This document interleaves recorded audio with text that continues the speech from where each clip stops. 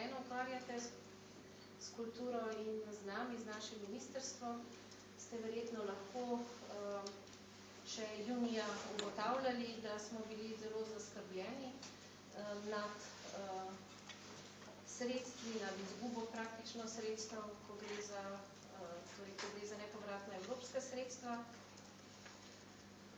Namreč do tedaj, torej do junija, smo imeli odobrenih pri drugih ministrstvih, ker kot veste, kultura se ni zborila nobene prednostne naložbe iz nove finančne perspektive in smo imeli odobrenih samo 1.600.000 evrov z Ministrstva za izobraževanje, znanost, šport.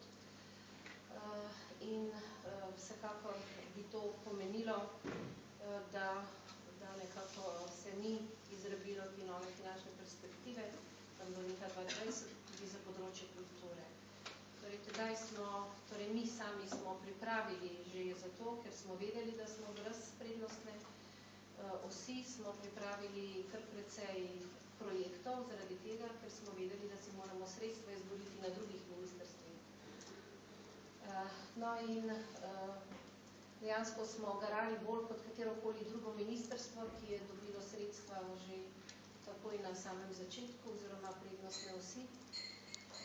In lahko se pohvalimo, da smo do sedaj že tisto, kar je bilo potrjeno na vladi Republike Slovenije z odlokom o izvedbenem načrtu, da smo si pridobili 34,5, okroženo 5 milijona evrov sredstev na različnih prednostnih oseh, ki bodo seveda v korist kulturi, kulturnim programom, umetnikom, predvsem gre za mehke vsebine.